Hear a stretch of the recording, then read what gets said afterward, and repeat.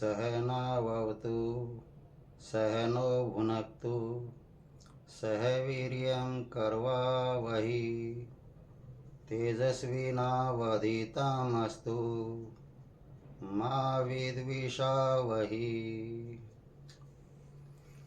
सभी को नमस्ते। प्यारे बच्चों, पिछली वीडियो में हमने क्लास 10th मैथमेटिक्स की यूनिट 6 की एक्सरसाइज 6.1 कर ली थी। आज उससे आगे सबसे पहले हम करेंगे बेसिक प्रोपोर्शनल थ्योरम, जिसको बीपीटी शॉर्ट में बोलते हैं, और इसी को हम बोलते हैं थेल्स थ्योरम, और करेंगे कन्वर्स ऑफ थेल्स थ्योरम, यानी बीपीटी का कन्वर्स भी करेंगे। थेल्स थ्योरम के बारे में कहा है इसमें, if a line is drawn parallel to one side of a triangle to intersect the other two sides in distinct points, the other two sides are divided in the same ratio. ये कह रहे हैं यदि किसी triangle में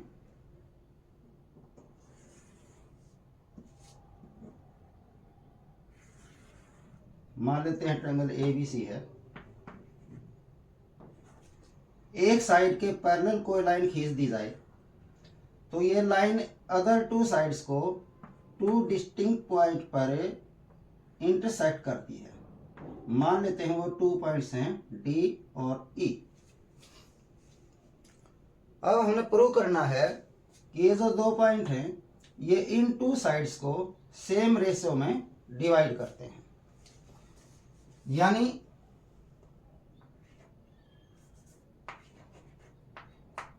given में है triangle ABC और इसमें जो DE है वो पैरेलल खींची गई है BC के, जो AB को, जो पॉइंट D है वो AB को इंटरसेक्ट करता है D पर। जो ये लाइन DE है, line DE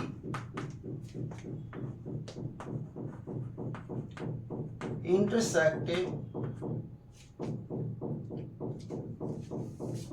AB at D and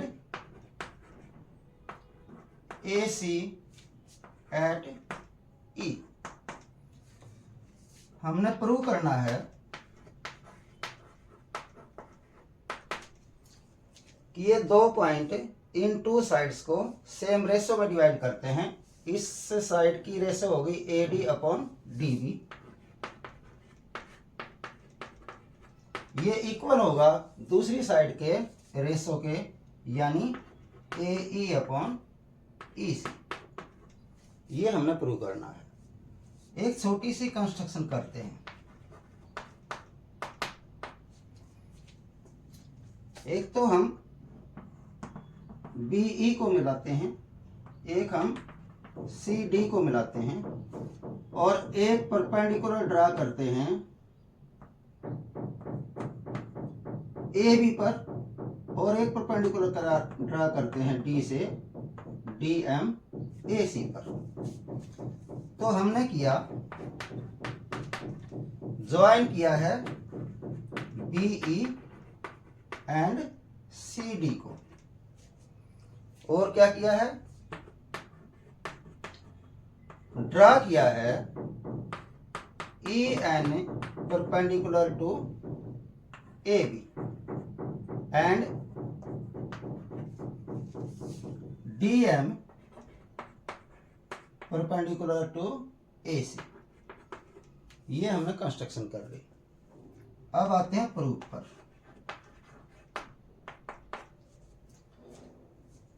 क्योंकि हमने जो प्रूव करना है उसमें रेशियो दी हुई हैं, तो हम बारी बारी से रेशियो ही लेंगे, एरियाज की रेशियो लेंगे। कौन सी एरियाज की लेंगे? एक ये जो ADE है ट्रायंगल, ये तो हमने 2 बार लेनी है। इस ADE के साथ एक बार ट्रायंगल लेंगे हम, ये वाली BDE, और एक बार ट्रायंगल लेंगे ये वाली CDE। ये क्यों लेंगे?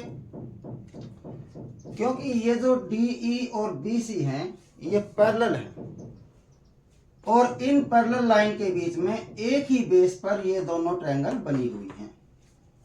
तो हमारे पास पिछली कक्षा से एक रूल चलता आया है कि यदि दो पैरेलल लाइन के बीच में एक ही बेस पर दो ट्रायंगल हों तो उनका एरिया सेम होता है, इक्वल होता है।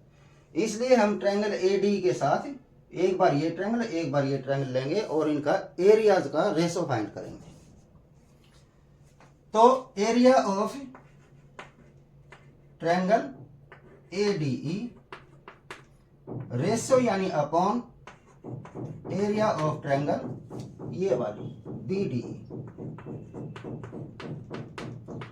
हमें पता है भाई ट्रायंगल का एरिया फाइंड करने के लिए यदि हाइट दी हुई हो तो हमेशा लगाते हैं 1/2 इंटू बेस इंटू हाइट। यानी ट्रायंगल ADE का यदि एरिया हम फाइंड करते हैं तो 1/2 इंटू बेस। ये जो ट्रायंगल ADE है ये परपेंडिकुलर इस साइड पर डाला गया है तो इसका मतलब ये हुआ कि ये बेस है। ठीक है, तो बेस क्या होगा इसका AD इंटू हाइट। हाइट जो परपेंडिकुलर है EN upon area of triangle BDE। इसमें भी वही formula 1/2 into base into height.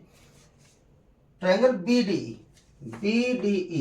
Triangle BDE की साइड BD को एक्सटेंड कर दिया है और तब उस पर यह परपेंडिकुलर ड्रा हुआ है। अंदर तो हो नहीं सकता था क्योंकि इसका ये 90 डिग्री से ज्यादा का एंगल है, इसलिए यहां से हम परपेंडिकुलर ड्रा करेंगे तो बाहर ही जाएगा, इसलिए BD को आगे बढ़ा दिया गया है और तब ये परपेंडिकुलर EN आया है। इसका मतलब ये है कि ये जो परपेंडिकुलर है ये BD पर ही है, यानी इसका बेस BD है इंटू हाइट EN। ठीक है, दोनों में हमने फार्मूला लगा दिया एरिया का और ये EN से EN कैंसिल हो गया, 1/2 से 1/2 कैंसिल हो गया। क्या बच गया भाई AD अपॉन BD। इसको नंबर 1 रखेंगे। अब दोबारा फिर से वही मैंने बताया ट्रायंगल ADE का एरिया हमने दोनों बार लेना है। इस ट्रायंगल के साथ हमने एक बार ये ट्रायंगल ले ली है, अब हम ये ट्रायंगल लेंगे, इसका एरिया लेंगे और इस ट्रायंगल का और इस ट्रायंगल का एरिया का रेशो फाइंड करेंगे। यानी अपॉन में हमने कौन सी ट्रायंगल लेनी है CDE।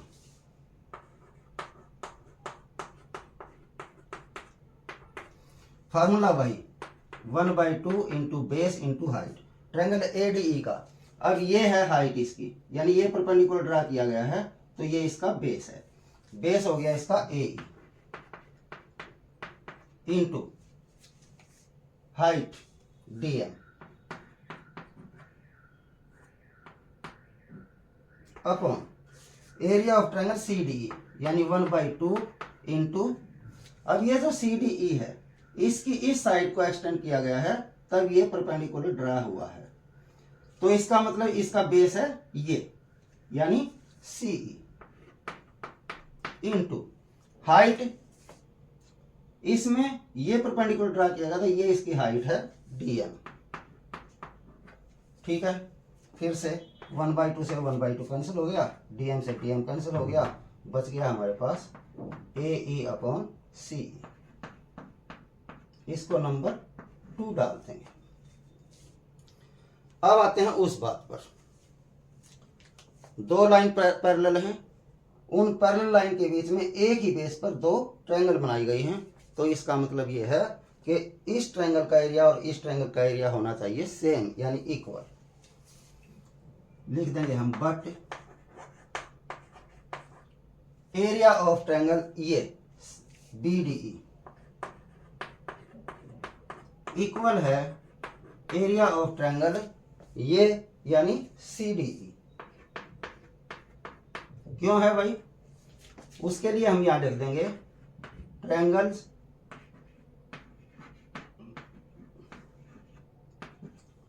Between parallel lines and at same base. समझ आ गया ना? ये बेस है, इस बेस पर ये ट्रायंगल बनी है, ये बेस है, इसी बेस पर ये ट्रायंगल बनी है, यानी कॉमन बेस हो गया। और ये लाइन और ये लाइन पैरेलल हैं, और ये ट्रायंगल दोनों इन पैरेलल लाइन के बीच में बनी हुई हैं, इसलिए इनका एरिया होगा इक्वल। इसको हम नंबर 3 डाल देंगे। अब लिखते हैं फ्रॉम 1, 2 एंड 3। ध्यान दें भाई, 1, 2 और 3 को देखते हैं। 1 में ट्रायंगल AD का एरिया सेम है, नीचे है ट्रायंगल BD का एरिया और यहाँ CDE का एरिया। और नंबर 3 से एरिया ऑफ ट्रायंगल BD और area of triangle CDE equal हैं, यानी ये एरिया और ये एरिया इक्वल हैं। यानी यहाँ पर हम यदि रख दें एरिया ऑफ ट्रायंगल BD जो कि CDE के BD के इक्वल है, यहाँ हम रख सकते हैं एरिया ऑफ ट्रायंगल BDE। तो ये BDE और ये BDE सेम हो गया, ADE और ADE सेम है। इसका मतलब लेफ्ट हैंड साइड इन दोनों की इक्वल हो गई है। यदि लेफ्ट हैंड साइड इक्वल हो गई है तो राइट हैंड साइड भी इक्वल होगी। यानी फ्रॉम 1, 2 एंड 3 से क्या हो गया, AD upon BD equal to AE upon CE या EC। बस यही हमने प्रूव करना था, AD upon DB equal to AE upon EC। Very easy. Thales theorem वैसे बच्चे इसको बड़ा मुश्किल मानते हैं, लेकिन बहुत ही आसान सा होता है। ये कहा गया था एक ट्रायंगल है जिसमें एक साइड के पैरेलल एक लाइन खींची गई है जो अदर 2 साइड्स को 2 डिस्टिंक्ट पॉइंट पर इंटरसेक्ट करती है। तो वो 2 पॉइंट हो गए D और E। तो इन्होंने कहा है कि प्रूव कीजिए ये दोनों पॉइंट इन 2 साइड्स को सेम रेशियो में डिवाइड करेंगे। तो गिवन में हमने यही लिखना है, ट्रायंगल ABC है, DE एक लाइन है जो पैरेलल है BC के, और जो AB को D पर और AC को E पर इंटरसेक्ट करती है। फिर हमने प्रूव क्या करना है कि ये लाइन के जो 2 पार्ट हो गए हैं इसकी रेशो और इस साइड के जो 2 पार्ट हो गए उसकी रेशो इक्वल है, सेम है, यानी AD upon DB equal to AE upon EC। ये प्रूव करना है।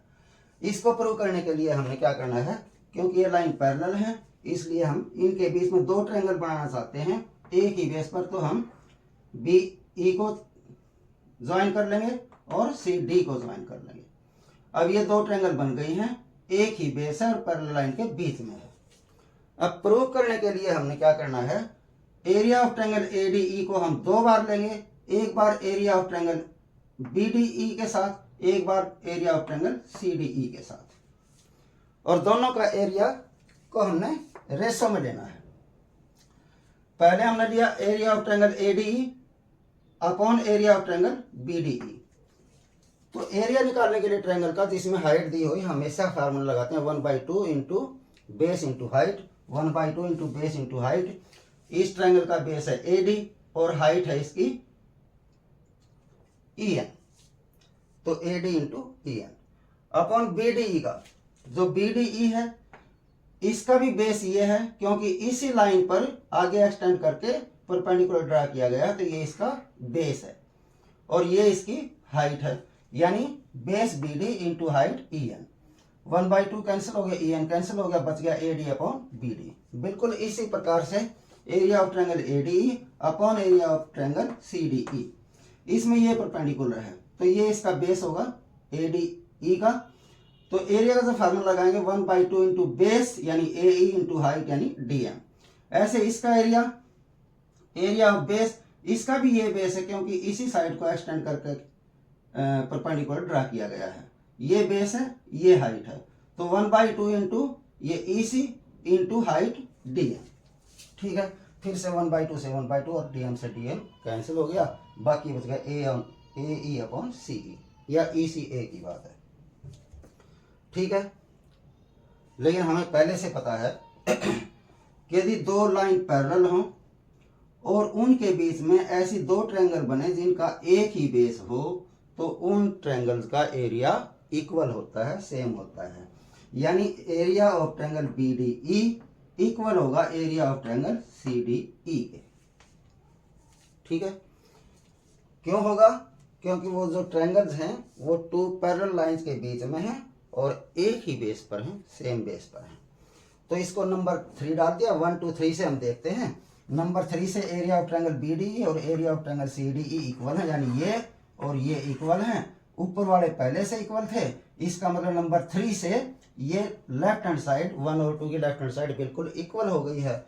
लेफ्ट हैंड साइड इक्वल है तो राइट हैंड साइड भी इक्वल होगी। यहां आप लिख सकते हैं hence proved.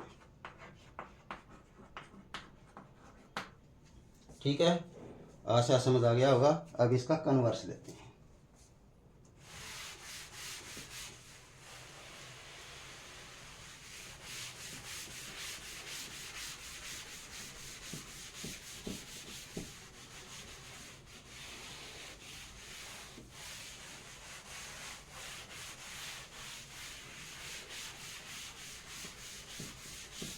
Converse of BPT ये लिखा है इसमें, if a line divides any two sides of a triangle in the same ratio then the line is parallel to the third side. अब कहा है कि यदि किसी ट्रायंगल में, मान लेते हैं ट्रायंगल ABC है, कोई लाइन DE इसकी इन टू साइड्स को सेम रेशो में डिवाइड करती हो तो प्रूव कीजिए कि ये लाइन थर्ड साइड के पैरेलल है। ठीक है, तो गिवन में क्या है भाई, इन ट्रायंगल ABC क्या दिया है, ए लाइन DE वो दी है, इस तरीके से दी है कि इन साइड्स को ये सेम रेशियो में डिवाइड कर रही है।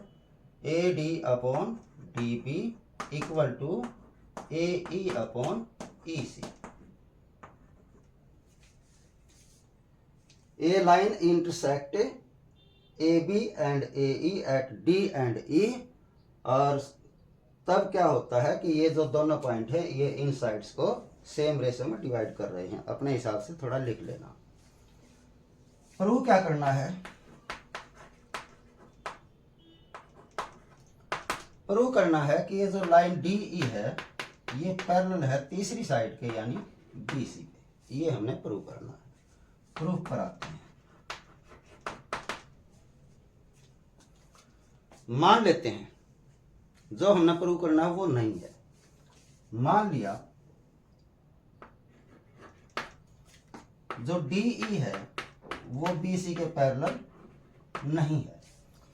यदि DE BC के पैरेलल नहीं है तो कोई तो लाइन ऐसी जरूर होगी जो D से गुजरती हो लेकिन BC के पैरेलल हो। ऐसा तो हो ही नहीं सकता कि BC के बाहर कोई पॉइंट है और इस पॉइंट से इसके पैरेलल कोई लाइन आए ही नहीं, ऐसा तो हो नहीं सकता। तो कोई और लाइन ले लेते हैं जो इसके पैरेलल है। मान लेते हैं ये E डैश है। तो हमने कर लिया, सपोज कर लिया DE डैश पैरेलल है BC के। ये हमने कल्पना कर ली। अब यदि ये DE डैश पैरेलल है BC के तो अभी हमने BPT थ्योरम की है, थेल्स थ्योरम की है। यदि कोई ट्रायंगल में एक लाइन के पैरेलल कोई लाइन हो तो वो लाइन जो 2 पॉइंट्स पर इंटरसेक्ट करती है वे पॉइंट्स अदर 2 साइड्स को सेम रेशियो में डिवाइड करते हैं। यदि ये पैरेलल हैं, DE डैश पैरेलल है BC के, तो वो साइड AB को और साइड AC को सेम रेशियो में डिवाइड करेगी। यानी AD अपॉन DB इक्वल होगा AE dash upon E dash C के। किससे भाई? इसको हम बोल सकते हैं BPT या लिख सकते हैं बाय थेल्स थ्योरम या BPT लिखते हैं बस। ठीक है। अब यदि जो गिवन में है वो लेते हैं गिवन में है A D upon D B equal to A E upon E C, ये गिवन है। अब इसको जरा चेक करें, A D upon D B same है, यानी दोनों की लेफ्ट हैंड साइड इक्वल है, तो राइट हैंड साइड भी इक्वल होगी, यानी देयरफॉर क्या हो जाएगा, A E dash upon E dash C equal हो जाएगा A E upon E C के। यदि A D upon D B ये इक्वल है तो ये साइड भी इक्वल हो जाएगी, A E dash upon E dash C equal हो जाएगा A E upon E C के। यहां तक समझ गए होंगे। अब क्या करते हैं, 1 ऐड कर लेते हैं, दोनों साइड्स में हम 1 ऐड कर लेते हैं। इधर 1 ऐड करेंगे तो क्या होगा भाई, A E dash upon E dash C plus 1 equal to A E upon E C plus 1। ठीक है। और जब इसको हम सॉल्व करेंगे, जब ई डैश सी हम एलसीएम लेंगे तो यहां क्या आ जाएगा, A E dash plus E dash C, A E dash plus E dash C आ जाएगा, और अपॉन में एलसीएम क्या लिया था, E dash C equal to, इधर भी वही, यदि ई सी एलसीएम लेते हैं तो यहां आ जाएगा A E plus E C, upon में एलसीएम क्या लिया था, ई सी। ठीक है।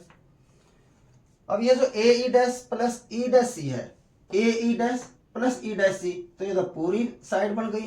कौन सी साइड बन गई, ए सी बन गया ये तो, अपॉन में क्या है, E dash C equal to A E plus E C क्या बनता है, A E plus E C, ये भी यही पूरी साइड बन गई ए सी, अपॉन में क्या है, ई सी। ठीक है।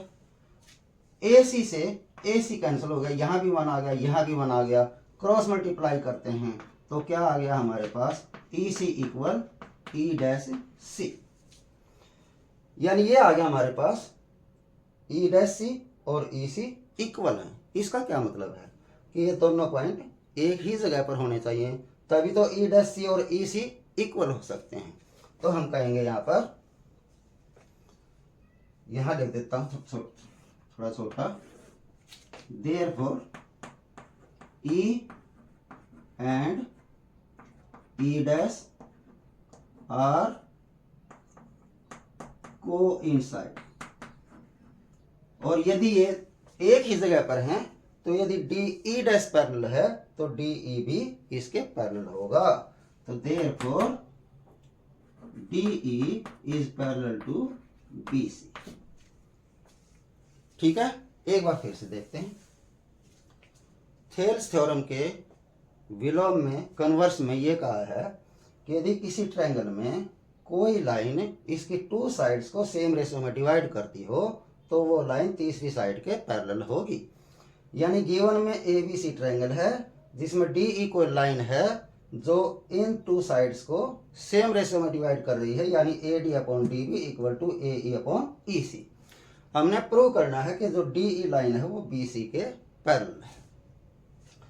तो मान लेते हैं डी ई बी सी के पैरेलल नहीं है, कोई और लाइन है डी ई डैश जो बी सी के पैरेलल है।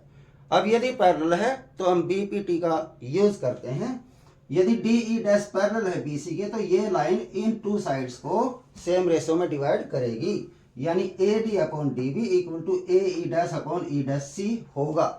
लेकिन जो दिया हुआ है वो लिख लेते हैं, दिया हुआ है A D upon D B equal to A E upon E C. अब इन दोनों की यदि हम तुलना करते हैं तो ये side A D upon D B A D upon D B equal हो गई है। यदि लेफ्ट हैंड साइड इक्वल हो तो राइट हैंड साइड भी इक्वल होगा, यानी A E dash upon E dash C equal होगा A E upon E C के। ठीक है। अब ये जो आ गया इसमें हम 1 ऐड करते हैं। 1 ऐड इसलिए करते हैं ताकि हमारे पास ए ई डैश और ई डैश सी आ जाए, हम इसको कंप्लीट लिख सकें ए सी। तो दोनों तरफ हमने 1 ऐड करके इसका भी एलसीएम लिया, इसका भी एलसीएम लिया, ये आ गया। जब A E dash plus E C dash C को देखते हैं, A E dash plus E dash C को देखते हैं तो ये पूरी लाइन बन जाती है ए सी। ऐसे ही ए ई और ई सी को देखते हैं, ए ई और ई सी ये भी पूरी बन जाती है। ए सी से ए सी कैंसिल हो गया, 1 1 बच गया, क्रॉस मल्टीप्लाई करते हैं तो ई सी equal to E dash C आ गया। यानी ई सी और ई डैश सी इक्वल हैं। इसका मतलब ये तभी हो सकता है जब ई डैश और ई एक ही जगह पर हों, यानी कोइंसाइड हों। इसलिए ई और ई डैश आर कोइंसाइड्स। अब यदि कोइंसाइड हैं तो क्योंकि डी ई डैश को हमने पैरेलल लिया था बीसी के, तो डी ई भी बीसी के पैरेलल होगी। आशा समझ आ गया होगा। ये था बीपीटी और उसका कन्वर्स। आज के लिए इतना ही। यदि अच्छा लगता हो तो लाइक कर दें, शेयर कर दें और सब्सक्राइब कर दें। इसके साथ ही एक लंबा ओम बोल करके आज यही समाप्त करते हैं।